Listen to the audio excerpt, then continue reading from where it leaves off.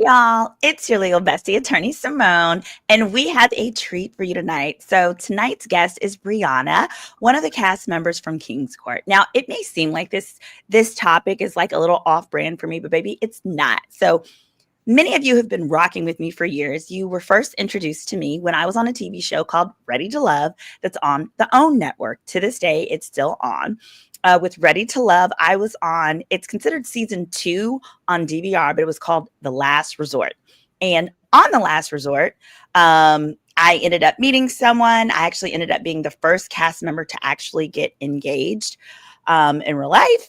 And my engagement was on a later season of the show that was in Miami. So I had my initial introduction to many of you via social media through being on a reality show. So recently I started to watch King's Court. And it was very, very familiar to me. And I was like, you know what? I would love to have Briana on. So I've actually known Briana I met her about 15 years ago when we were all running the streets of Harlem. And so I reached out to Briana. And so tonight we're going to talk love, reality TV, and also a little bit about the law, because I think there's like some legal tea in there that viewers of any and all reality shows might want to hear about. And including, so if you've never watched King's Court, don't worry. This is still going to be an interesting episode. Still going to have some legal tea and some interesting reality show related stuff that you don't want to miss. So without further ado, I am excited to bring up my guest of the evening, Briana. Hey, girl. Hi, how are you? Great, great, great. It is so good to have you. Thank you for making it tonight. Now, King's Court airs on the Bravo Network every Sunday, and then the same episode is shown the next day, Monday, on Paramount Plus. So if you have Paramount Plus, you can watch it there, or if you have Bravo on cable, you can watch it on Sundays. I like to do my Sundays, so I binged on Sunday. Thanks so much for joining us, Briana. You're welcome. I'm so glad to be here. I've never done a live before. This is very exciting. Well, I'm so glad. I'm glad I could just pop your cherry. All right. So, Briana, you're based in LA now. Is that right? I am. Okay, but you're originally from Philly. Is that right? Or no, I'm originally from Maryland, actually. So okay. I am, a Southern girl-ish, because obviously Maryland is a Southern state. I know that there's a lot of controversy about it, but it is yeah. state below the Mason-Dixon line, so I'm claiming it. And also my whole family is from the South, so. Gotcha. Okay, they're from that area. And then how did you end up in New York, which is where we ultimately met, and then LA? Yes. So after college, I immediately moved to New York. That was where I always wanted to go. I have always wanted to live in New York ever since I was younger. My parents actually are in the theater, like they've been in the theater for years. So I've always had a love for that. I've always wanted to fast paces of New York. I've done, a lot of stuff myself as far as like production and theater and things like that. So I was absolutely going to New York immediately. And that's how I got there. And of course, I was there for about 13 years, I believe. And they were fantastic. Would not change it. Would not change not one thing about it, because it was the most amazing time of my life. I met so many of my core friendships in life there. We also met, we have obviously a large group of friends that are in and out and everywhere. And in 2018, I decided that I was going to take my talents to the West Coast. And I came to LA. So I was here, had a fantastic time, just kind of, settling in, getting to know my neighborhood and everything. And then, of course, the big parallelogram decided to set us all inside. So, oh yeah, California was not a great place to be for that, girl. When the pandemic hit, of course, which is the beginning of 2020, I actually had woke up at the beginning of 2020, and I was living in Dallas, which is my hometown, and I said, you know what, these men are raggedy. I said, I'm gonna take my talents to Houston, because every time I go to Houston, I would get a new boyfriend. I was on Hinge, Tinder, all of the above. I was on Tinder. I ended up with a date who flew me to Costa Rica for Valentine's. And I only known him a few days. That was weird. But he ended up doing drugs in that, so that was short lived. But the point is, 2020 was it was definitely a time to either date or reevaluate dating and so forth. How was dating? Now you're in LA. Is I that where am. you're based?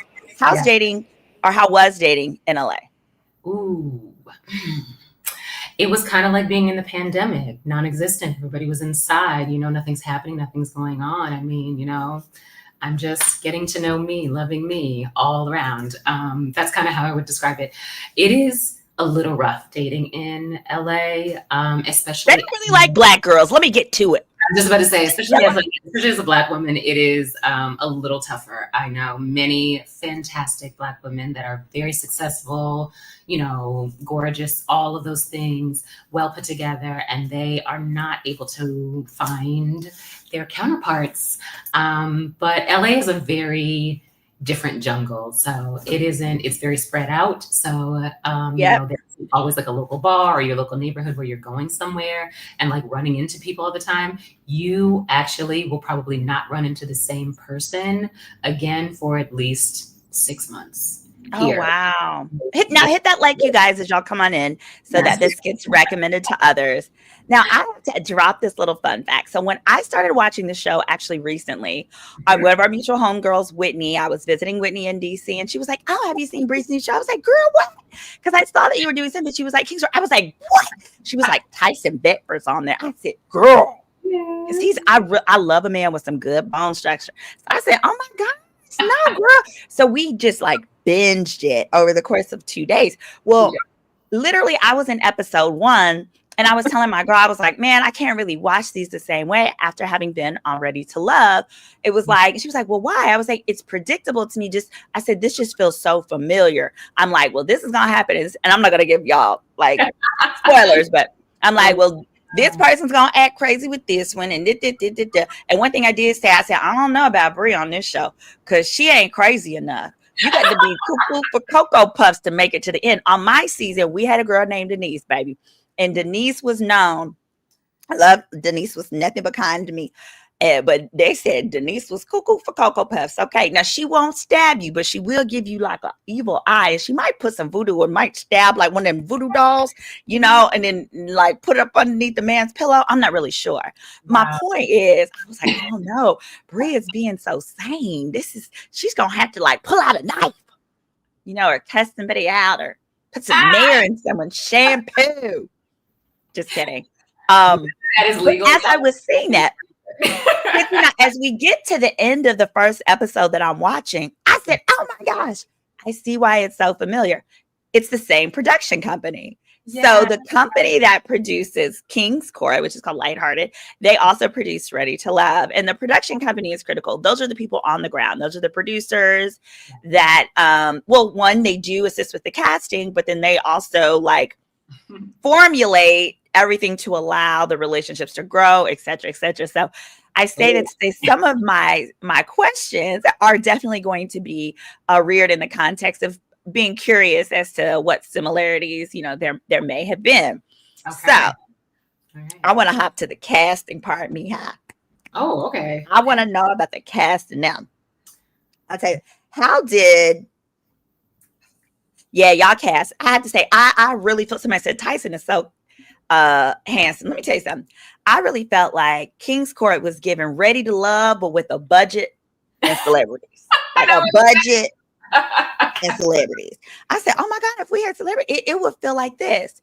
Especially how Ready to Love previously, they were like trying to spice it up a bit. So they would start adding, if you watch the DC season as an example, they would add more girls, and they would add like a guy that would be like a wild card type of thing that would really stir it up. Well, y'all, King's Court does that, and we'll get to it. But Miss Briana, if at times I call her Brie, that's because that's what I knew her as. Miss Briana, y'all, they had her going in there trying to steal somebody's man. We're gonna get to that. Is that what we're doing? Oh, you were definitely a wilder card. I was. Yes, really? That's what it was. They had you in there to spice it up. Okay. They started with like the wholesome vanillas, and then they came in with just sprinkles, and she was like a sprinkle, y'all. She was like a sprinkle, all kind of different types of sprinkles. We'll get to that. Casting though, how did you find out about the show, or what made you say like, all right, I'm gonna give a reality show a chance? Oh gosh. Okay. So I never ever thought I was going to do a reality show at all. Ever. Never going to do one. And as you will, all of you guys will know, on the most recent episode, I talk about that my dad had recently passed right before I am doing this experiment. So that is pretty much how I wound up doing that. After the funeral, I spent a few months at home with my mom, my brother, and we're all there. I finally got back to LA and oof, did not feel like me anymore. I felt like a total person.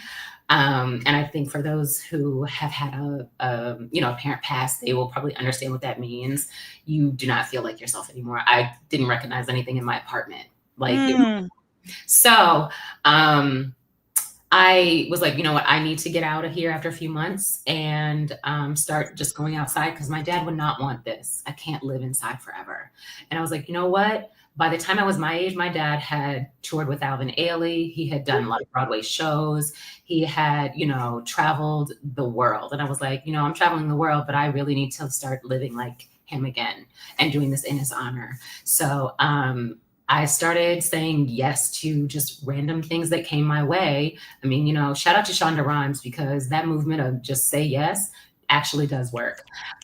So I wound up getting an email for a writing program in the south of France. And I was like, okay. Oui. And it was actually like the last day to enter. So I was like, sure, I'll do it. I submitted my screenplay to them. And a few days later, they were like, we would love to have you come. We love your work. We would love to dive into this and, get you a mentor, X, Y, and Z. So I did that. And in, following that kind of thing, I wound up finding it was like another kind of email or like a notice like, oh, we're casting for a dating show. It's a reality dating show. And I was like, sure. And I submitted my name, my Instagram, my email, and then just went on about my business. And maybe a week or so later, somebody called and was like, that was quick. Want to consider you. And that's how it happened. So do you remember your casting agent's name? It wasn't Thea, was it? No, I talked to a couple of people through the process. Okay. So gotcha. I do not remember all of them, and I do not want to reveal their names either. Okay, yeah, no problem. The only reason I mentioned the one name that is because she actually has it on. When she casts, she puts it on her page, so it's not private. Yeah. What advice would you give to women? Because frequently I'll get women that inbox me and say, "Hey, I'm thinking about a dating reality show. What do you think? What advice would you give women who are considering it, who are of our genre?" I would say do it. You never know. You never know if they're going to pick you. You may not get picked because it's thousands and thousands of people, depending on what season the show is, and what they're really looking for. So you never know if they're looking for you or somebody else. So just go ahead and do it. There's nothing wrong with that. And you don't have to tell anybody if you did or not. But I will say show up as your authentic self. Absolutely. Yeah. And the reason why I say that is because your real self is always going to come through at some point. So if you pretend to be something, it's going to come through your actual personality, who you are, your essence. We all see that. And for people who watch TV or watch reality shows, you can see what the person on TV is actually doing, like who they are. Oh, I love your vibe. Oh, hi. Never been to Chicago. I want to come. You know what? You're the authenticity is so true. It's so true. And I always say as well, I say, you know what? If your goal is to find love, just do it. Just apply. Because I always said, people are like, did you really think you'd find love? I say, hell yeah, 100%. I said, I knew I was either going to find love from a castmate or somebody in my DMs, period, poo. Let me tell you, I'm right hand to God. After I did that show, my DMs, I dated this executive of a record label. He is sweet as pie. I got on his nerves, but we gonna work that out when I move back to New York next month. He'll be all right. But I dated this executive, and I was like, "How did you find me?" You knew the artist he found, the record label. You'd be like, because I was like, I was like, how did you find me? He was like, someone just reposted like a posting of you. And I was like, ooh. And he like flew me to like Miami in the SLS hotel for like Valentine's Day. Like, I was like, okay. And then I had somebody else who gave me, he was a sweetheart, gave me a whole allowance. And he actually converted me from the Android life to, so I just say that, ladies, even if you don't necessarily find your match on the show, check your DMs. And I also say to that, you absolutely don't know where love is going to find you or where it will pop up. And one of the funny things about this show, why I was like, you know what, this might be fun, is that my parents, because they're both theater people, they actually met when my dad was auditioning my mom for The Wiz. That is how they met. So they met on a show, like doing a show. So I was like, I can meet somebody on a show too. Why not? So yeah. You never know. Oh, hit that like and subscribe, guys. We have over 100 in the chat. We need that like and subscribe going. Yes, because I always think of Candy as well. Candy met Todd. Todd was a producer on the show, baby. Speaking of on the show, were y'all allowed to do it to each other? Oh, see now, look at this. Look at this. I just think we should just get right into it. Oh my gosh. Okay. The way my ADD is set up. No. It is. Whoa! Just kidding. Girl. It is in our contracts that we are not supposed to be interacting with the kings in that way. It is completely inappropriate. It is forbidden. And the reason is because of the power dynamic that is there. So you don't want, and I totally get it. Like, you don't want someone like one of the queens being like, oh, I did it. I did the. Yes, he pressured me. And I expected to make it to the end, but he sent me home. And now I'm suing y'all because I never actually wanted to do that. X, Y, and Z. That makes sense. Yeah, because we were all poor people. They let us do it to each other. We even had there was like a little safety area. It had we actually had like a kit that had like Band-Aids and Neosporin and condoms. Who knew?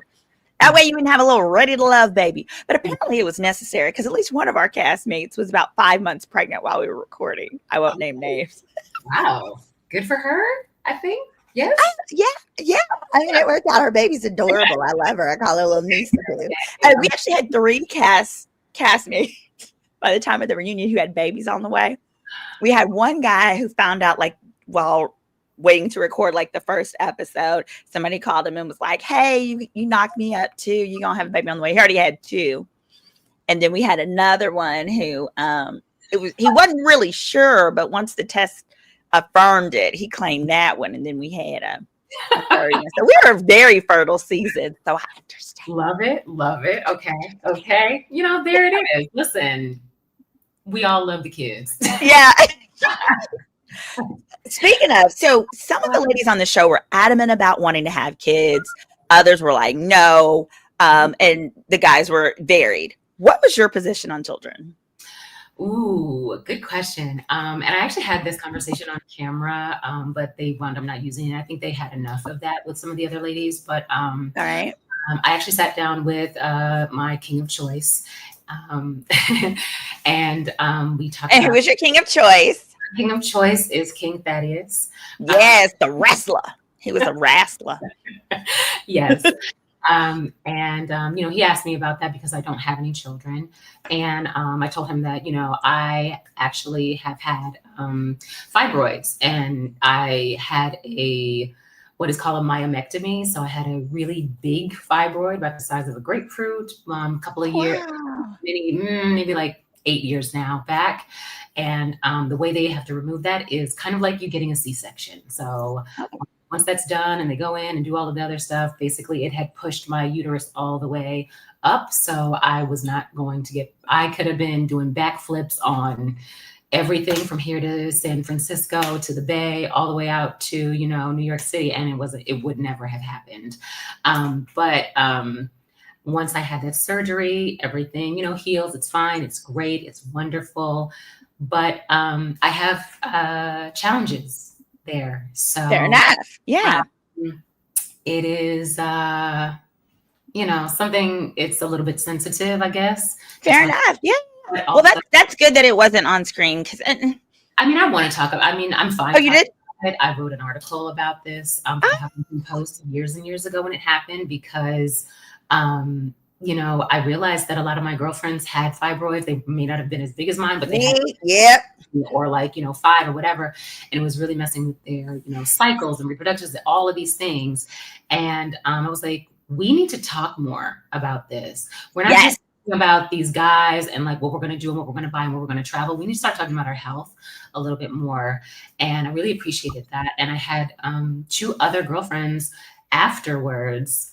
After I had my surgery, they both had to have the same surgery done. So it was like, okay. Oh, wow. So, yeah. So I do have difficulty in that area. Okay. And I am not going to say that I'm going to be somebody who is going to wake up when they're 50 and want a kid. That just doesn't going to happen.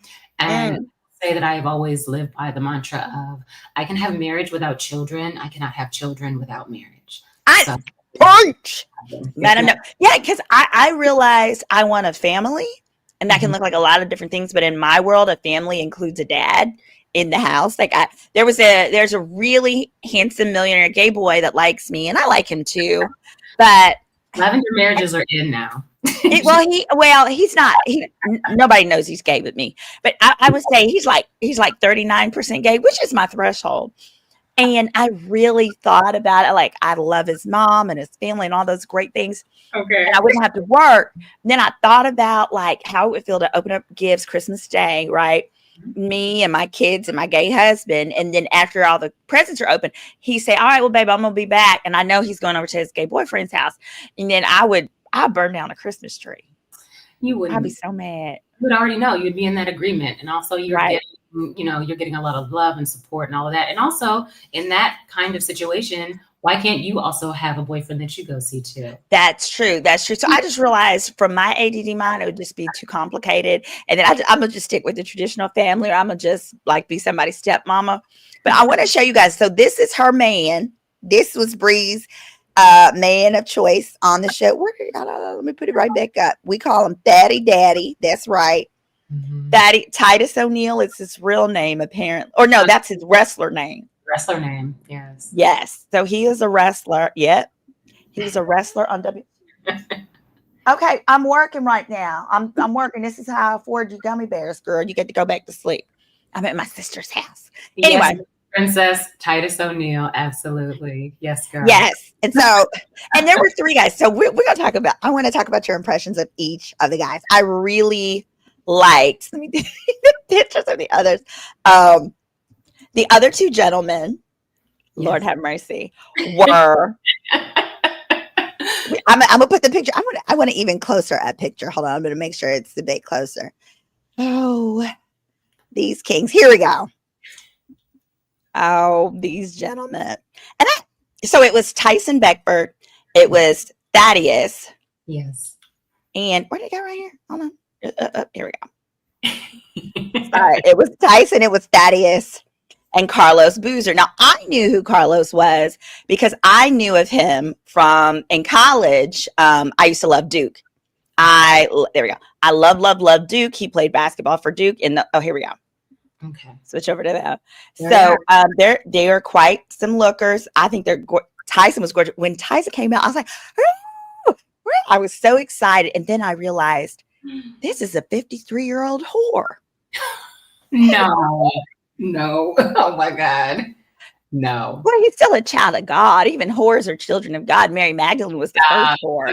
So there's flexibility there. But I mean, he wasn't doing it to people. We know that. It was contractually. He wasn't doing it to people. But boy, that man was busy. Okay. Tyson, y'all, there was a point where Tyson just made a list on the refrigerator and he gave women time slots that went all the way to like 1:32 in the morning. 1:32 in the morning. You could just sign up to spend a little time with him. You could straddle him. You could nibble on his ear. I mean, he was very willing, open, and able. And then there's Carlos was in the middle. Carlos is actually only 42. He might be 43 by now. He's only in his 40s now, but Carlos married young. He married at 20. I wonder if he got her pregnant. Maybe he married her because she was pregnant. Because I see no legitimate reason to marry anything at 20 years old, unless you're literally trying to do the right thing, or maybe you just come from one of those, like he just loved that girlfriend. Because I'm gonna tell you what's wrong with Carlos right now. Oh Okay, my we just gonna have to Carlos. Then we gonna go back to it. All right, you don't have to co-sign because I understand you live this world. But here's what's wrong, but what's right about Carlos. Carlos appears to be like this really nice guy who just wants to make women happy, but he does it at the expense of like telling them the full truth God. to avoid perhaps drama. So he's not a jerk. He does not come off as a jerk at all. He actually comes off as that nice guy who's going to say maybe what you want to hear to avoid having the hard conversations. So he Wow. did talk about at 20, he got married despite being like a number 1 through 10 draft pick. I don't know what number that was. There was no reason that man should have married anything but a basketball at age 20 coming out of Duke. And then he had that wife. He had her for some years. He had a mistress who looked just like your castmate, Janae, by the way. That was fascinating. And he has a beautiful mistress. And then allegedly he married the mistress. She's an alleged mistress. So he had 2 wives, which says he really knows how to commit. And the second one was allegedly the mistress, which I actually kind of like.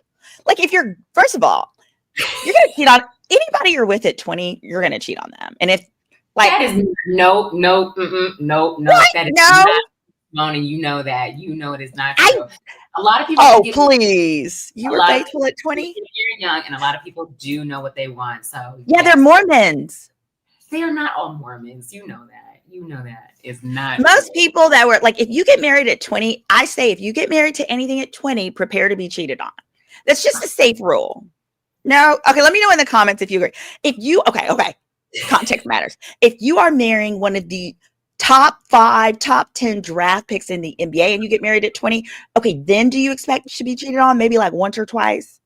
I don't think anybody goes into marriage expecting to get cheated on. Well, then they're stupid. Young, even though at 20. Now look. But see, but again, you're 20. You have, the world is your oyster. You're like, life is amazing. It's a big bowl of cherries. You're not thinking about, oh, he's going to cheat on me. And, I have no idea what the circumstances are of that. So, I did a deep dive. Okay. All of this is alleged. That was a deep dive. And just to let you know, a deep dive on this. I do not know anything about it. It's all alleged. And in no way is that a dig to Janae. That's actually part of why I feel that their compatibility, that they've got a lot of compatibility there. But that's an aside. So somebody said, I agree with Symone.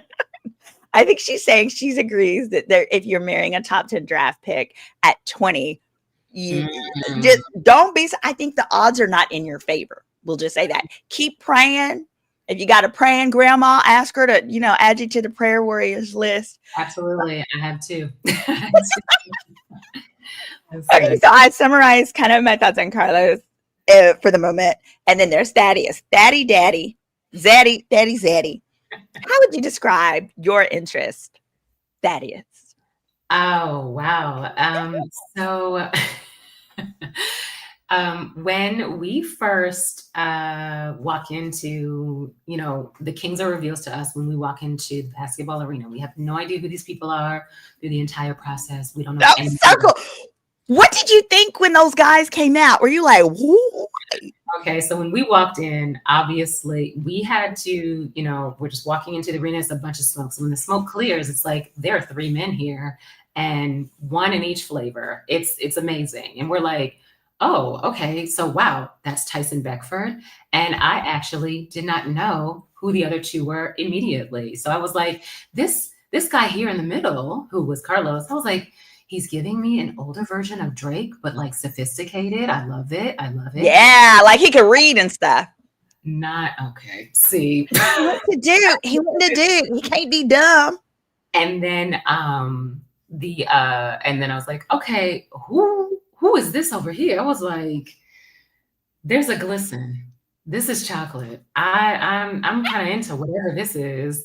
I was like, first of all, the nice arms, top pick. I stand. I love nice arms, man. So I was like, whatever this is, I like it. And I love really nice teeth. And he was smiling. He has a very big, beautiful smile. Are his teeth real? Yes. That's like my new question now. And it's like that, or I compliment men on their hairline if they have one, if they have a good one. But like the teeth, men really like it. And you're like, oh my God, are your teeth real? And then they smile even bigger. It's great. I think it like gets them hard. I've actually been asked that question too, like, are my teeth real, or why are they this white? Because they're so white. And I was like, they're not, they're just normal. Like I normally brush my teeth. So that is crazy that you asked that. You look like you brush your teeth too. A lot. Every day, you know? I'll go back to the zoom in so y'all can see what we're referring to. Y'all are crazy. Oh my yeah. God. Oh wait. We got a comment here. Truth says, I was married at 20 and divorced by 34. We were just too young to really know who we were as individuals. The time we were in our 30s, we wanted different things. So that's fair. And then Justin said, no, my husband is a high value man and he never cheated. But did y'all get together at 20? That's what I'm talking about. Did y'all start at 20 and he was faithful from 20? And then Pecan says, oops. She says, my parents were high school sweethearts. They were married for 55 years until my father said, girl, don't make her. That is not the same. Okay. That was a thing. It's different. Your daddy was not a top 10 draft pick. I know, because they didn't let coloreds be top 10. Thompson in that house. Okay. Which we are. Please don't be offended. I call myself a colored. I don't like saying the N-word on TV or on YouTube. Anyway, the point. Oh my gosh, y'all are talking about certain people. Okay. The focus was on 20. My point is like, so there was an episode, just to give final context on this, and we're moving on. There was an episode regarding Carlos Boozer where he acknowledged that he cheated in his first marriage. I thought that was very big of him. However, there was one of the ladies on the show who then, I think it was actually prior to him personally acknowledging it. And she did some Google searching and she found what I found, which is how he had the mistress that looks just like Janae and they were together and blah, blah, blah. And he got the first divorce and then he married the mistress, which I said shows a level of ghetto commitment. Wow. Would not say that. I would not use that term, but listen, sometimes things happen and they may overlap. I have no idea. Again. Yeah, I do. It's okay. I won't make you speak to that. But what the storyline in a particular episode was, the woman brought that information to his number one love interest, Janae, and was basically telling Janae, hey, did you know he cheated? And it kind of rocked Janae the wrong way. She was kind of like, well, this is messy, which it was. And then of course, Carlos didn't like it. And, he let that girl know. But I was like, oh, this is kind of a mess. When that happened, what were you thinking? Were you there yet, Brie, when that happened? So we had actually just gotten to the house when this happened. So we arrived at the house that morning. We went out to do our dates. We came back. We're like hanging out. And then this reveal is happening, but we didn't know exactly right away what was happening.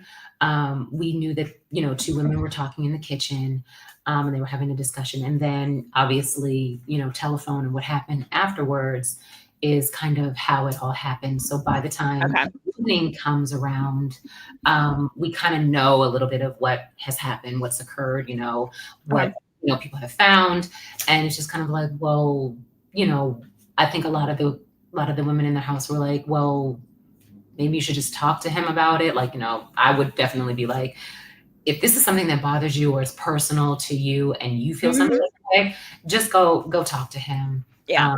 And hit that like y'all. Now, it's one of those things. Like, and just to clarify, so with this show, which makes it different than other like traditional dating shows, is they started with, I think it was 6 girls or 8 girls. I think episode 1. 7 in episode 1. Episode 1 had 7 girls. Yeah. And then the next episode, they introduced an additional group of girls, which is the second group, which Brie was in. Was that 6 more girls? It was 7 of us, I believe. 7 more girls. And then the third week, they introduced 4. How many girls? 4. Or was it 4 or 3? It was 4. It was 4. And then the next week, they introduced 3. Now, this 3 were like the Trinity because they had a dating expert who basically asked a plethora of questions to the guys and came up with what they believed was each guy's perfect match. based on the guy's answers to what they wanted, what they were looking for. Now that was hilarious. That was hilarious because then they asked each guy met all three of the girls, and they asked each guy to say who they thought was their perfect match. Yes. Tyson and Carlos both picked this girl who was probably one of the youngest girls. She's like a 31-year-old girl. 31. 37 or 37. I think she's 37. 37. Sorry. I knew it was my vision. She's 37 and allegedly an architect. I say that because in my experience, lighthearted, they like the title they put in, she might be like a paralegal to an architect. I don't know. Because they be making shit up. Because there was a lot of unemployed people on my show and they called them business consultants. I can't. So I don't know. But she did go, she said she went to somebody's college. So she could be an architect. I don't know, because she got a lot of visible tattoos, but that's Miami. Like, I don't know. I mean, like tattoos. You mean all right. Neck. She has a neck tattoo. I know Black people, we can't get hired as architects with neck tattoos. So I just thought she might be like somebody's like architectural paralegal type of thing. But whatever. Welcome. She's pleasant and she was lovely. She was actually supposed to be Carlos. She was Carlos's perfect match, which made perfect sense when they chit-chatted and talked. She's a Latina. She used to live in Seattle. So did he, and he loves Seattle. She currently lives in Miami. He used to live in Miami, and he also loves Miami. They had that in common, and she just has this vibe and this aura. Like, if you told me that she was a psychic medium, I'd totally believe you, because she just seems like she'd be like a professional yoga instructor. Just doing things with good vibes that make you happy. Nothing too serious. Okay. But yeah. And then Tyson felt like, no, this is absolutely my perfect match. His 53-year-old behind who claims he wants a child. Mm-hmm. I bet you do. So he also thought that was his perfect match. But no, Tyson's perfect match. Not that bad.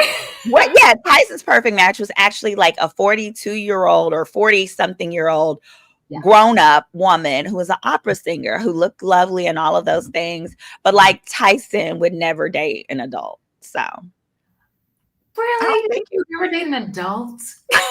You know what I mean? I'm slightly dramatically exaggerating.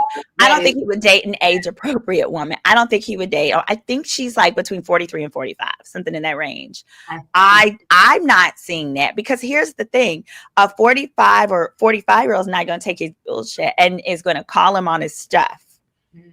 And I want to talk about, people have been asking, what is the real vibe of the guys? Because he gives wounded narcissist. Ooh. You tell me your thought.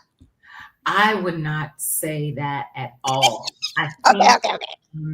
So Tyson is actually he's a really amazing person. He's actually a really great guy.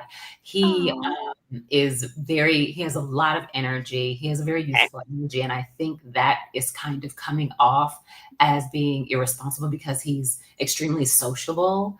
And, that can always be like, oh, he's flirting with everybody. He's talking to everybody.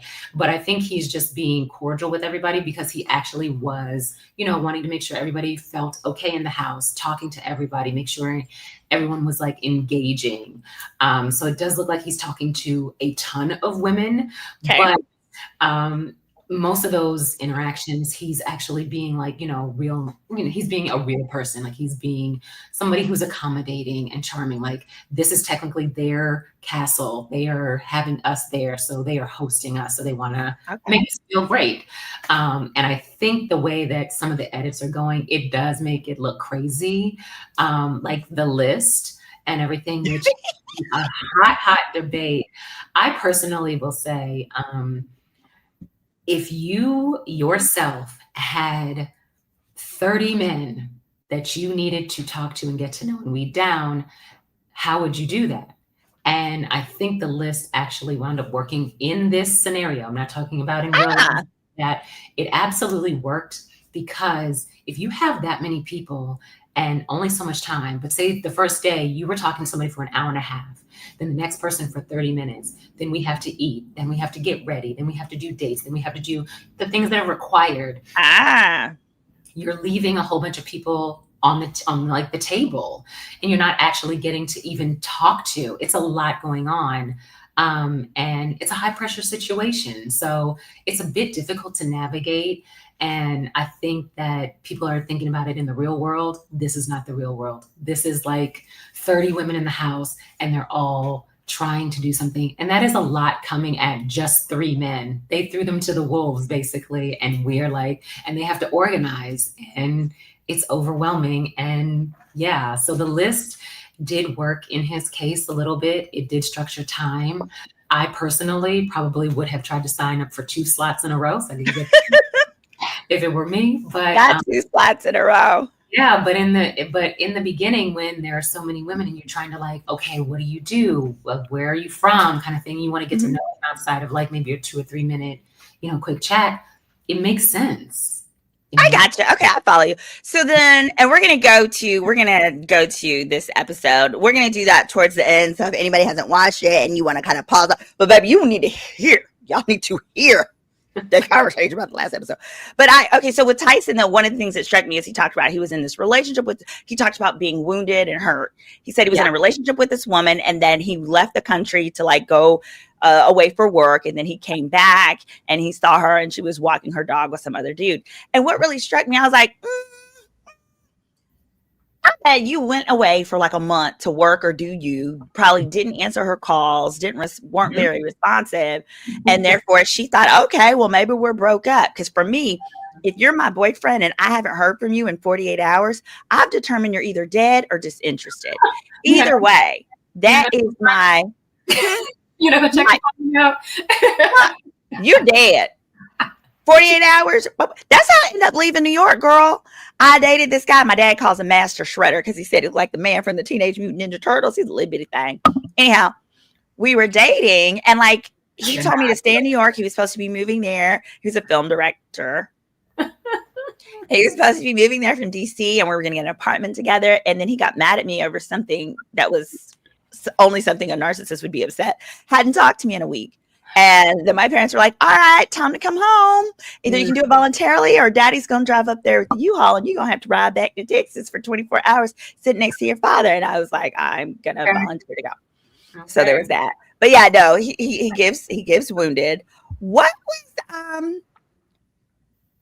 okay, who gave the men, who gave the most whorish vibes? Was it Betty's? I wouldn't say any of them gave horror vibes, because everyone was respectful in the house. Let's just start there. That's so nice of you. No, but that was really what it was. Nobody was groping anybody. Nobody was being inappropriate. There was nothing happening like that. Like, we are of a certain age. We are not Love Island. Like, nobody is pulling anybody for a chat. And like, yes. Okay. Or there's none of that. Like, there's not a secret hideaway or anything like that. So everything, unfortunately, I know it sounds vanilla, but everything was above board. Now, you obviously are, getting cozy, maybe in the cabana or chit-chatting or having late night talks, but nobody is doing anything crazy. Like, yeah, there are those moments that they show where like, people are like, I'm going to sit on your lap. And I love like, showing that kind of affection. Straddle ya. Everybody was completely respectful. Everything was actually was consensual. So yeah. Oh yeah. Gotcha. Now, okay, you referenced edits before. Okay. Was there anything that did not make, first of all, did you see the episodes before they air? We do not see the episodes before they air. We're watching them live right along with you guys. So when all your friends are like, ooh, what's going to happen in this episode? You genuinely are like, I don't know. I don't know. I have a sense of what's going on or what may happen because I know what day it is. But outside of that, I don't know anything else. Got nothing. So was there anything that you wish had made it on air that didn't? Because it's still on, maybe they will show more stuff. But I will say one of the things I really wish they would have shown was more of the interactions, like more of those datey kind of interactions, or even like, the women being a little communal, like some of the things that we were talking about. And, obviously it wasn't like some big, big hug, bonfire sorority meeting or anything, but, we're cordial with each other. And, you bring up somebody has an issue or something like that, you bring it up, you talk about it. That didn't happen in some of the other aspects, which, some of those were shown and some of those were not shown. Uh-huh. but it is Were what it there is. any fussing? Was there any fussing that wasn't shown that you were like, oh, these two did not, they got into it over this or that issue? And I think so, absolutely. Like there, you only have but so much time. So there's gonna be everybody's not gonna like everybody, of course. Like you have what, 25 people. Everybody is not gonna like everybody, especially once you start to mm, know them or like, seeing who they really are or whatever. Everybody's not going to enjoy everybody. Everybody doesn't vibe with everybody. So I will say, like some of the things that we didn't even know, the conversation that Tari had with Sarah by the pool, had no idea that even happened. And that was in a previous. oh, wait, Tari, was that the girl that had the short haircut? Yeah. Woo, So it was girl. It was this girl Tari. She was sorry, by the way. crunk. I would describe her as very crunk. I don't know why she was there. She was She great. reminded me of. She was very disgruntled No, she actually wasn't. Like I in that think episode. that she was edited again is to Okay. those hot moments, but she wasn't like that. I think Tari is very much a woman who stands in her own very proudly and very Okay. significantly, and that may to some people come off as being overwhelming or arrogant or whatever, but that woman is gorgeous in person. Like she speaks her mind. She is going to say whatever it is. She said that she was a Virgo and she likes things organized. She likes things to be said and she likes to get it over with and wrap. And that's who she is. And you can't hate somebody for being who they are and showing up like that. Now, Gotcha. you can be edited any way you want to, but she is who she is, and she actually was actually liked in the house. I don't think anybody like hated her Okay. at all ever. And you So could kind of see like which girls were particularly liked. They had in the recent episode, there was a you can tell by how people like gang around them or how people like support them when they need it. There was an episode where there was a talent show, and in the talent show, the woman that was supposed to be Tyson's perfect match, the opera singer, y'all all backed her up, and I thought that was beautiful. I thought that was probably a testament to her personality and how you guys felt about her. So the way that happened was when we were putting together the talent show. I was not upstairs when they were coming up with that routine. Oh, okay. There was only so many women who were coming up with the routine to do that, and they all decided to dress in red because of because of the story Carmen, which is one of my favorite operas to actually sing as well, because I took opera studies in college as well. But the that was their routine. So I was not up there. That's what they put together. I was downstairs actually cooking, so I have no idea what the conversation was. But So was that your talent? I made a joke of, my talent was being an executive chef because I had cooked for the whole house that day. And Oh, wow. yeah, I actually really like cooking. I love cooking. I love baking and things like that. So, but I really like cooking. That was one of the things that me and Daddy connected on. Wow. So yeah, that was actually it was nice to do it. And it felt very like normal, like, ooh, this is what I would do, like, in the house or like hosting a party or whatever. So that was actually kind of awesome. But yeah, I think they decided to do that. They wanted to dress in all red, same color. Everybody would have a red dress. I think that's probably how they wound up picking it because they didn't. Okay. Okay. So, yeah. So that's perfect. It transitions me into the segment that I really love. I call it class favorites. So I'm going to name like a class favorite title, and I want you to say which cast member do you think kind of fits that. All right. Miss Congeniality. Miss Congeniality? Oh my God. Dang, can I come back to that one? Okay, yeah, you can come back to that one. Yeah. All right. I've also got most likely to succeed. Whatever that means to you. Whatever that means to you. Most likely to succeed in business, if not really trying. Let me see. Most likely to succeed. Hit that like, y'all. Anything in life, in whatever. Okay. Life, these men, whichever.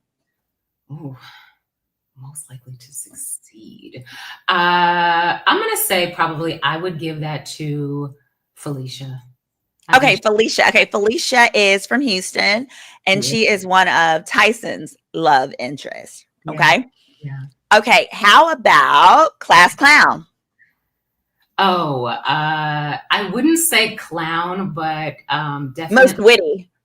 And that would probably be Edelweiss because Ah, he has such a fantastic personality. Um, um, I love like the whole persona of her, like just down to the accent. Like she is absolutely fun. We had her doing impressions of different like people at one point on our days off. I loved her. She was oh, great. I love it. Shout out to her genetics because the body always bodies. Oh, Always. yeah. She's a professional model, right? She is, but I was like, I would wake up and put on a swimsuit every single day too if I like that. Like tea. Okay, so we got two more class favorites. Of course, they have to be a little juicier because me. Oh. So those would be most likely to get pregnant accidentally on purpose. Whoa. Jesus, that is that's a lot. That's a lot. That's a Most likely to get pregnant. most likely to get pregnant. Ooh. Felicia. Okay, I'll vote for you. I, You're gonna say something politically correct. I just know it. I'm trying to run through most like, oh God, Jesus. I'm assuming I'm gonna say every woman that said they really wanted to have kids. So that's Felicia, all of them, Sarah, all of them, they gonna be most likely. Okay, gotcha. And then my personal favorite, who is at least one of the mean girls. Oh, can I plead the fifth, Your Honor? You can, because you have to keep working with, because we already know it's either Janae or Jennifer. It's one of the J's, just one of them J's. I would not say that at all. Oh, really? It would be someone else? It would be somebody else for me. Okay, this is not like a reality TV show. Like, we had a mean girl on my cast. Everyone knows I love all of my castmates except for her. Yeah, I still don't like her. She's a terrible person. And I'm not going to name her or throw her under the bus because God has already done that. In the years since we've left the show, she can't buy a man, as evidenced by her life. And so there's no need in me to be ugly because karma has done its due diligence. But yeah, Janae's giving mean girl. Is she? She's giving mean girl. But what I've witnessed from reality shows and my experience, etc. And I've also like been close to Ready to Love is now in its like 11th season. And I've also been close to prior cast members. It's one of the things I noticed is sometimes the girls who are made to look like the kindest, sweetest, whatever on TV are real assholes in real life. Sometimes you're an asshole. Like, oh my God. No, but I would say I would not give that title to Janae at all. I don't think that she would be like the mean girl or somebody that it would be okay. No. But I also know, and this is I'm not putting this to you, Brie, because I know it to be true. I know that like with reality shows, we can agree they're not scripted. They do not walk up to you and say this or do this. No. But this is something y'all do need to know. Now, what they did for us is before the show, they do a background check. You got a background check, right? Yes. They do a criminal background check. And then they give you this personality test. All right. It had like almost 600 questions. Did you do a personality? It was like true, false, or some crap like that? Yes, we did. Yes. Y'all, so here's the tea. Lean in. So this personality test is a big deal. It's a serious deal. It's literally the personality test that they give you to determine whether or not you're bipolar or have any other form of a personality disorder.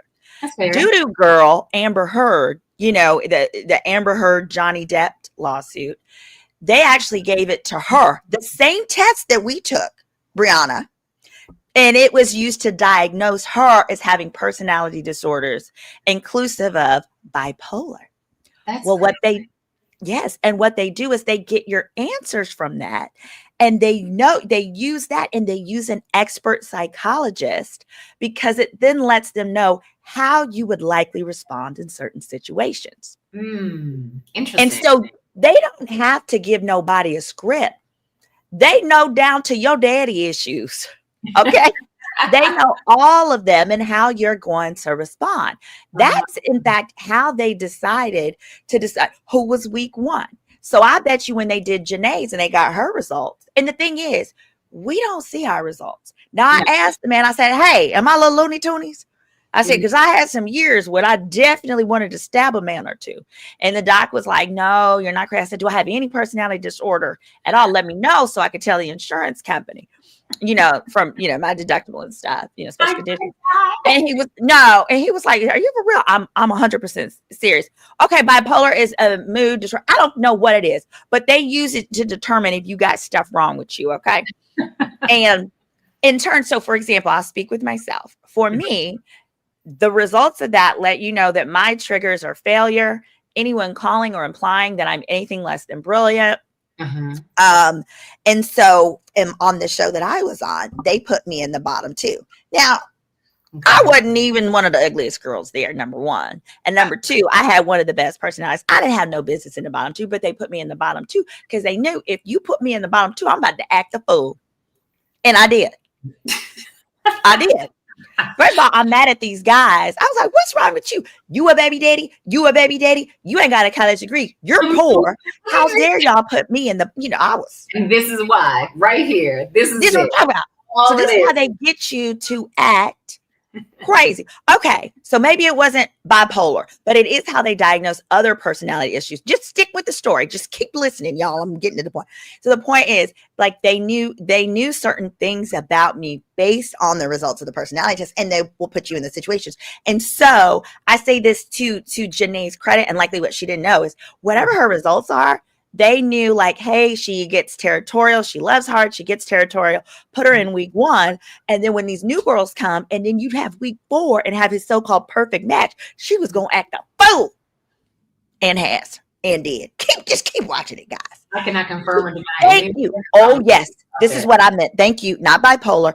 Borderline personality disorder. Thank you. Okay. Thank you. Yes. Y'all knew what I was getting at. Just kind of focus. Stay with the story. So Brianna, what you think that, because you were just real even keel. You ain't got no daddy issues or nothing. Like nothing triggered you. Oh, you're so normal. I guess that they hate that, right? I guess I'm fine. Yeah. Sorry, my bad. I'm not that normal. I mean, I got picked, so I can't be super normal. True. True. I have no idea what that was about, but I think like when I came in and being in that basketball challenge, I'm like, Jesus, I think that was, they were going to test whether or not my competitiveness. Yes. Issue, because most people don't think that I can do a lot, or they underestimate me, which I absolutely love to be underestimated all the time. And because that just means that I can just keep showing up, doing the thing I know, and then you're impressed, and I'm just like, what's next? But the basketball challenge threw me for a loop, only because sadly, and also very cutely, when Sarah knocked over the balls, because some of those balls are just there for show, I believe. Okay. I think that what happened is when she knocked them over. That's what she said. Some of those balls are just there for show. Go ahead. They put them back, and I think I got a bad ball. But your girl still made the shot in the end. So there we are. Now, very good. People were definitely coming for me like, dang, this girl is terrible. How she's that tall and can't play basketball. I am left-handed. And back in the day when I was little, they were not teaching girls how to play basketball, especially girls who were left-handed, because almost everyone is right-handed and it's a special whatever, yada, yada, southpaw. Ain't nobody doing that. So it just didn't happen. I have no basketball skills. And they cut it out, even though I did say, I was like, don't let this hype fool you. I do not know how to play basketball. Somebody said Bree Jordan. They said Bree Jordan. Jesus. Lord, oh my gosh. Wait, but I want to say this was not Janae slander. I am saying I was giving you that analysis of how I bet if you spoke with her, she would be like, I don't like this. Like, yes, I might be territorial, but not like, I'm just trying to say anybody who was turned up to a 10, it's in part going to be environmental. Because the truth of the matter is, when else in your life are you going to have to watch your love interest date anybody else? Never, unless you're in prison. Also, when else are you going to live in the same house as the person that you're dating and the other people that they're dating too? So that also is an aspect. Right. Never unless you're in prison. And Well, the people on my channel, we don't date prisoners generally. yeah, it's hard. That concept is actually is super tricky because it's like a man can date multiple people, a woman can date multiple people, but you are not in the same house watching them talk, interact, like, you know what, like none of that is happening. So it is totally different. But in this lovely social experiment that we are on, it is absolutely making for some very good TV. I'll say that. I will say Absolutely. All right, y'all. We're gonna transition out. We're gonna talk about kind of the results at the end as we wrap this up because I truly appreciate your time, Brie. I'm gonna make sure. Oh, Brie, I'm gonna adjust your name here to your Instagram, absolutely. which is it I am Brianna? No, just Okay. Awesomely Brie. That's It's me. what? Awesomely Brie. That's right. Awesomely Brie. BRI, right? BRIE, like the Yeah. cheese. Yes, Awesomely Brie. Got it. I am BRIE because I'm so delicious and I go great with wine. I spelled it right there in that caption, right? Absolutely. Okay. Okay, we gotta go to the end, and we're gonna before we talk about you, baby, we're gonna have to talk about Sada. Oh, okay. All right. So at the end of this episode, y'all, we got to get to it. So if you've been following my channel, they said Brie, they want to see you do a room tour. We're gonna leave that for her channel. Hit that like, guys. Continue hitting that like. And I also in the description, y'all need to follow Brie. I put all her socials. All right. We're gonna talk about this finale. Okay, so as you're watching us, we have completed episode 7. Yes. And on this episode, so Tyson had an issue with Sarah, which was Sarah's the Persian girl.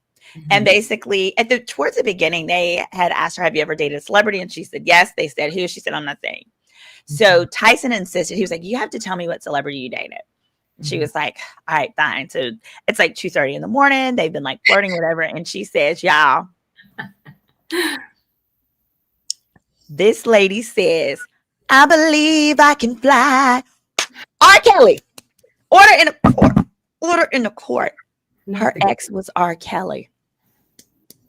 Now, if you guys have followed this channel, you know I was the first attorney to sue R. Kelly civilly on behalf of clients using the same law that was used against Diddy and Harvey Weinstein and all of those, okay? Oof, okay. So my thought was, oh my God, do you have the herpes too?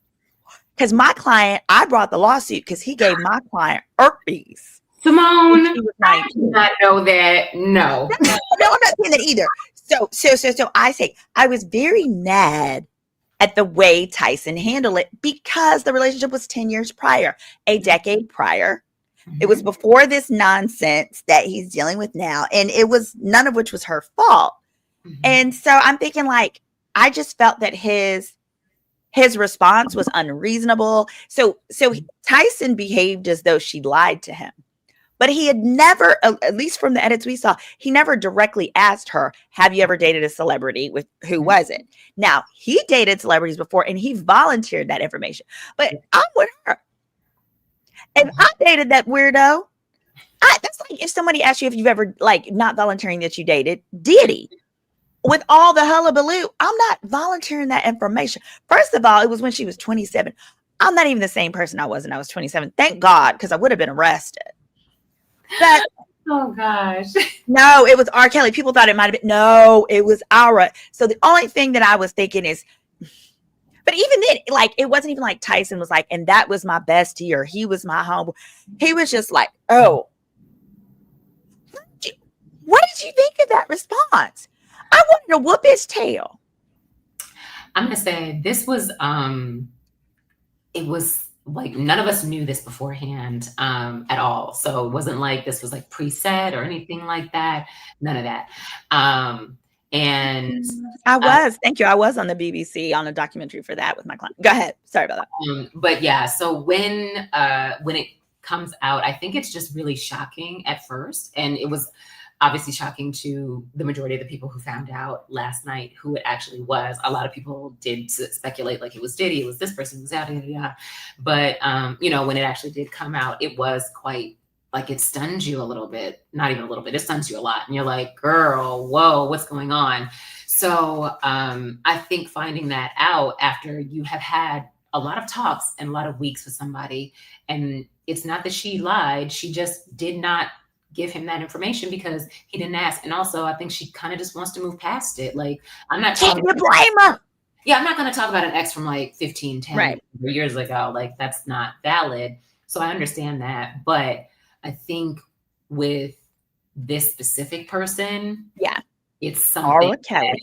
needs to be probably brought up and, you know, discussed between you and the person that you're interested in, just mainly because it's controversial and it has divided obviously the Black community between like, should we play his music? Do we support him? Blah, blah, blah. But I mean, you know. Yes, y'all do play his music. Keep playing R. Kelly's music. It's the only way the victims get paid, because there was a court order that literally seizes his streams. So the first $4 million of streams go direct to the victims. The rest goes to, like, I don't know, pay unpaid mortgages. I don't care about. Interesting. Okay, interesting. I did not know that because I'm like, I haven't listened to an R. Kelly song in. Yeah, as an attorney for the victims, I know that the victims are like, run us our stream money, Right. because that's the only way they're going to get paid. Without the streaming money, they're never going to get paid. I understand. So there's that. But yeah, it was so the prior question in this live that I had asked about intimacy, I'm glad that you clarified it, because my point was like, you guys hadn't even been intimate, so it was kind of like, can you the harm is limited. Like, at the end of the day, what would have been different? What would have been different is you wouldn't have even given her a chance. You wouldn't have even gotten to know her. It's not like you, like I said, y'all were intimate and y'all had risen to that level. But I don't know. I just think that it's no different than when women like will judge a guy based on someone that he dated decades ago. Like, she said it was 10. Yeah, she said it was 10 years ago. Most of us aren't the same person we were a decade ago. If you haven't grown this, but also she's not at all. She was at no point was she like alleged to have. She wasn't like Jane or Young Miami or, you know, or any of that. So believe that. I don't so know. there's that. All right. So what's your, yeah, go ahead. Yeah, no. And you know, it is, it's a hard situation to be in, obviously, and trying to move past that. It's just like, you know, it's like if any one of us had dated someone and then that person winds up shooting an entire like, right. You know, like supermarket up, and it's like, you dated this mass murder. It's like, I didn't know. I don't have anything to do with it. I didn't hurt nobody. Right. In fact, I was hurt. Right. Yeah, also, you do have the right to not want to talk anymore and not want to be involved and not want to be associated. So it's really hard and it's really difficult, especially in this particular situation. I think it would be super different if her ex was not somebody that was known. Like if this was just a regular. Oh, for sure. Well, it wouldn't have even been a conversation. Totally different. But it's also like you empathize because then you would probably see it in a different way and it wouldn't be, this is extremely different. Yeah. And I think it's hard. It's really hard and it's challenging, I'm sure, for her to have to keep reliving that or keep talking about it. Right. But it's something that is super important that kind of to come up in this situation. I have no idea if they talked about like past relationships and she just omitted it. I don't believe that that's what happened. Gotcha. Yeah. I gotcha. And you know what? Now that you say it that way, though, some of what you shared made me think about, like, I forget, you know, Tyson has been famous like his whole life. So he's had the media, he's had the tabloids, like everyone in his business. And from that perspective, it could be heartbreaking for like the media or TMZ to link Tyson's new girlfriend as R. Kelly's ex, you know, or something like that without him. I could see how that would just be like horrific. Or something like that. And not that it would have gotten that far, but perhaps that was part of his mindset when he was trying to decide. Like, right. And if it did, then it's you know, it's unfortunate because we like to hold on to one specific fact about somebody for the longest time. And and it's just it's a really horrible and convoluted kind of situation to be in. And I would not want anyone to be in it. And it was so crazy for it to happen and for us to find out in like kind of real time. I was sitting there like, yeah, like what was going on and how Yeah. kind of, Mhm.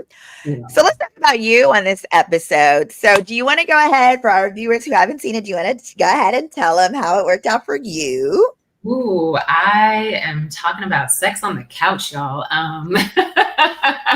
She was talking about them whips and chains, y'all. Oh, oh, this is my gavel. Only a part of a conversation, but yes. But I kind of made you out to be the sexy seductress. Like you were gonna do it to him, like you were gonna mount him at any moment. Did you ever mount him? Oh my God, girl. I definitely Your know. daddy's watching this from heaven, girl. Stop. Probably is. Um, I definitely noticed that in the episodes, when it started, like when they started doing the little, like, ooh, I'm oiling him in the kitchen and I'm doing this.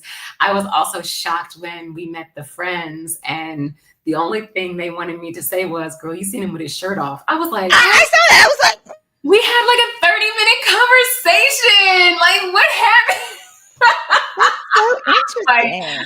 Okay, Yeah. I can see where this is going. So yeah, when that conversation comes out on this episode, I'm like, oh, wow, they really put that But in there. they truncated it down to that. They did. We were talking about a couple of other things, and it kind of just made its way to, like, top three. And instead of me saying the word like sex out loud, I was like, yeah, physical intimacy, because that includes a whole bunch of Yep, things. yep. It is not just actual physical intercourse, but that is like, leading up, the before and the after and all the in between, which I'm kind of, whatever. And then that's when he's like, so what does that mean? What's going on? So, Yes. So they were talking about doing it and ways they like to do it. And Brie volunteered that she asked him, can I tie you up? And he said, absolutely. Didn't he say absolutely? He did not answer that question, I believe. I believe he said, excuse me, come again. So that is that. And that actually we look pretty strong. That is, I mean, he is what, 6'5" and 270 pounds, and I'm that'll do it. That'll do it. No, I mean, he did pick me up. That was another thing. Remember, he was like, "I'll pick you up," and you see me like jumping up, and the only reason that was funny was because I think earlier, like right before they show that, he had like talking about picking up somebody else, and I was like, oh, sorry, I'm too big. I'm a big girl. Nobody's gonna pick me up. And he was like, oh no, I'll pick you up. I was like, on the wings of love. Like, it felt like that for a second. That was which is why it's hilarious when Ariel comes in. She was like, all I saw was legs and ass. And I was legs and butt. So in the end, at the end of the episode, he did tell Brie, literally, I felt like it was deja vu. He says, I love our chemistry, da da da. But basically, we began to build the relationship a bit too late and sent Brie home. Brie, how are you feeling in that moment?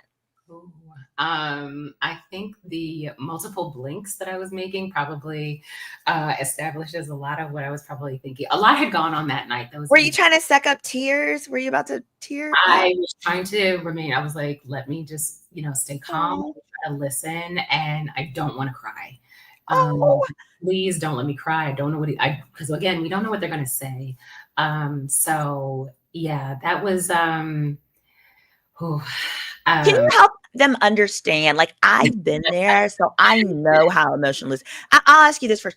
Did you cry prior? Like, did you ever cry at any point on the show, like that wasn't aired or in your room? I actually did, and I thought that they were going to show it, and it was only when I was talking about my dad. They had asked me about my dad and like the whole process and like, getting to know him. And I was saying like, it's really unfortunate when you meet someone and you realize that your parent or your dad is not there anymore and they're never going to be able to meet this person. And I was like, my dad is never going to be able to walk me down the aisle. Like, I don't get to have all the things that I always dreamed about, whether it is with, this person or that person. Those things are over for me. And it really, it saddens me a little bit because there's no way, there's no redos, there's no do-overs. And thinking back on that, I almost used to think like, it took me way too long to find love. And had I done it sooner, I would have been able to have him be here and be a part of this. Do not do that, girl. Don't do that to yourself. And that's what I used to think, but I'm like, that's just not the way it was going to work out. And I think he left here knowing that I am the most amazing self-sufficient person that he could have helped raise. Shout out to my mom for giving me the absolute grace and, just ability to show up. But my dad, I get my personality from him. So I'm always going to be the person to, I'm throwing parties, I'm having fun, I'm bartending, I'm doing drinks, I'm going to be competitive. But I also have the side that I think I was doing a little bit more in the house, which was I show love in acts of service ways. Okay. So I am always going to check in with someone's mental health, or making sure that their laundry is done, or that, they have the food that they need to have and it's warmed up. And I actually did that a lot. And I realized that it's not it doesn't necessarily come across always as me caring. And words of affirmation are important for me to hear, but they're also important for me to give. And it is sometimes, I think, probably where I falter a little bit. And, that's just self-actualization. If I can talk more with someone and express it, it is it makes you feel so bubbly and everything. You're also like, oh my God, I'm about to tell this person that I like him. So I'm going to write it in my notebook. And then I'm going to it's all that. Being an adult is, and just being in the part of my life is just looking back and realizing I think I may have said it a little bit more, or maybe whispered a few more sweet nothings in his ear. Then girl, you'll be fine. Let me tell you something about these reality show men. They not gonna last. If he ends the show with somebody, they finna be broke up. They finna be broke up by the reunion. No. This is what they do, y'all. Lean in. What they do is they act like they still together. Reunion. They not together, but they want national TV to think they together. So just after the reunion era, give them 6 weeks. Roll up in that nigga DM. I'll do it for you. I'm crazy. I'm crazy. You just let me over, and it don't have to be the same one. You want a different one? You want Carlos? Hey, listen, Carlos, if you're watching, I'm not gonna speak for Brie, but call me because I need to talk to your brother, not you. Apparently his brother was a fan favorite. Yeah. Can you give me his number? Yeah. Just give me his Instagram. I'll slide in there. We'll talk about it off the air. But no, seriously, any of them, you had the end. Don't you feel bad about not getting married already? Because if you had been married to where your daddy had walked you down the aisle, you'd be divorced, and then you wouldn't get a chance to be on this show, and all these people get to know your lovely personality. So yeah, I had a great time. Yeah, you can get them anytime. So you got to play the long game. When I left my show, I was put off the show or whatever. And then I ended up being engaged to a castmate later. So, there's that. So, they ain't going nowhere. They going to be single for a long. I mean, I don't. What do I know? Single for a long time. They're actually really good guys. I think that, that's nice of you. That's so correct of you. That's really we all need love, and that's what we're all looking for. That's yeah. And some of these people need a chill pill.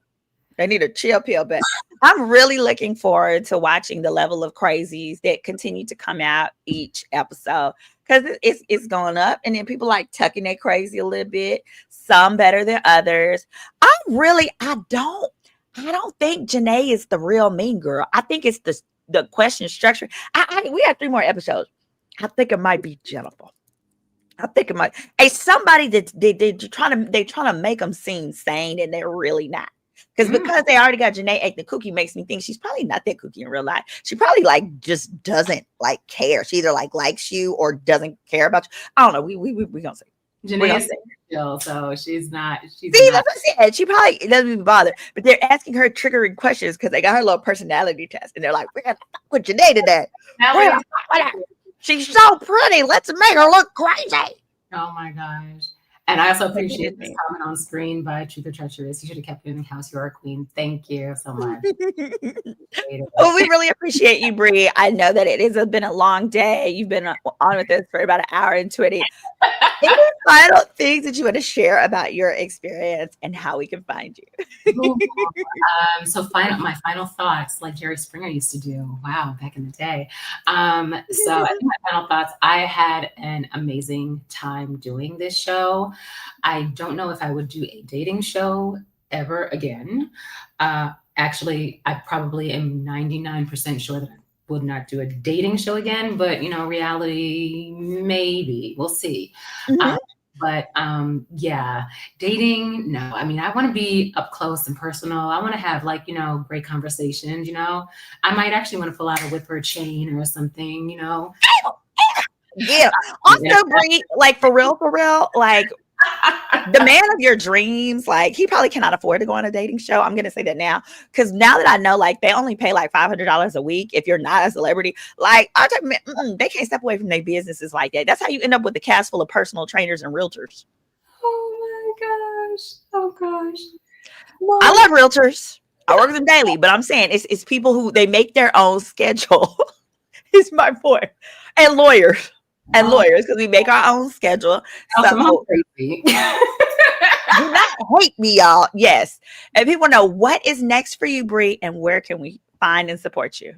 Oh, okay. So next for me, in addition to my daytime job that I have, I also am a screenwriter, obviously, because of, I said that before about my writing program. So I think the next thing that I'm going to do is finish the next project that I've been working on, which is just a fun side project. And hopefully I will be adding the hyphen of playwright to my, multi-hyphenate soon. Because I've been working on something. It is a play that is based on actually my dad's growing up and how basically I'm going to deal with his passing. So I really want to work on that because I don't know about, African American plays and the whole Okay. canon of that. I want to add one to it, and I think that would be a great one. So that's it. You Fantastic. guys can find me on Instagram. I'm on TikTok every once in a while, mostly watching them, but I do post some there, sometimes there. I have an LTK for all my fashion choices. I have a Shop My, if you want to look at it over there. Actually, on my Shop My, you can see all the episodes are chronological, and I absolutely will on the last episode show you guys what I would have worn because we were supposed to bring that with us. So Ooh. we were supposed to bring everything. We brought Wait, like are y'all gonna have a reunion? I cannot say. Okay. Okay. Not say. Okay. We're excited. We want to. Yeah. Yeah, but I'll show you guys that on the very last episode so you can Okay. see what I would have worn. And yeah, that's it. Because I'm a fashion girly and I love it. So you can find me. Yay. So you really liked him. At times, I thought you were getting sick of them Christians. I thought you're getting sick. I was like, that looked like how when I was like, get me out of here. These men are poor. Nah, I never actually wanted to go home, which is probably why I was sad when I was sent home. But I did want to stay there. I didn't have like I really got to go. I got to get out of here. F this. Like, I don't want to do this anymore. I was committed to the experience and, your time is your time. And yeah, you just kind of have to make the best of it and just kind of be in there. It's like, can't believe that I waited until my 40s to go on a group date for the first time, but here we are. So but and living in a big sorority house kind of atmosphere with so many women, probably won't do that again either unless we have more. Yeah. You get to a certain age, you want your personal space, you want your own bathroom, you want your own things. So yeah, I will And say nobody wants to have to share with the mean girl because I know there was one. We just don't know her name, y'all.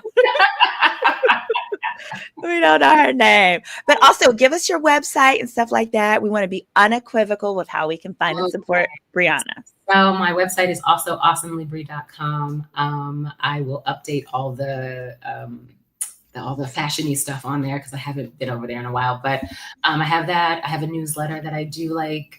Well, I'll try to send out every month or every other month, just so you guys can know my progress, and also that keeps me accountable too. It's all basically all the stuff that I love. So interior design, what my favorite drink of the month is because I love cocktails, where I'm traveling next or where I've gone to. So I'll recap that because I'm an avid traveler. So yeah, that's pretty much everything that's over there. I do get into talking about like, grief and loss and all those things. And I'm absolutely open to talking about those on my channel. I think that probably would be something really, cool for all of us to feel. I'm Creole, and I know a really good medium, if you're ever ready for that. I know you love the Lord, so you might be, but give Daddy a little time to get situated and stuff. I'm just saying. It's up to you. But just if you're ready, I'll set the appointment. It's the Black ladies too. They talk to angels. Take your time. No rush. I'm gonna let him get comfortable with Jesus and do his thing right now. So. Your choice. Hey, the world is your oyster. Whatever you are a free woman of color. You can have and do what you want. Love you, Brie. I love you too. Thank you guys so much. Thank you so much. Good night, y'all. It's your legal bestie, Attorney Symone, and this is Girl, Is That Legal? Bye.